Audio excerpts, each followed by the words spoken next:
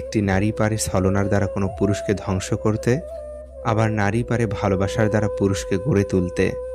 ভালোবাসা এমন এক বদভ্যাস যেটার কারণে মানুষ এক মুহূর্ত আনন্দ পাবার জন্য সারা জীবন কষ্ট সইতে দ্বিধাবোধ করে না।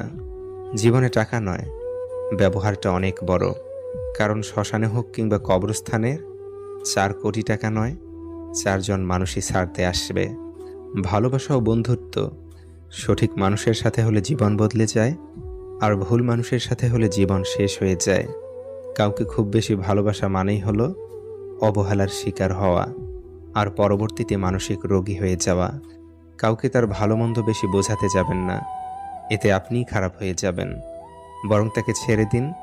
সে যখন ঠকবে বা বিপদে পড়বে, তখন সে এমনিতেই আপনার মূল্য বুঝতে পারবে। মানুষকে বিশ্বাস করে ঠকলেও তার মধ্যে একটা আনন্দ আছে।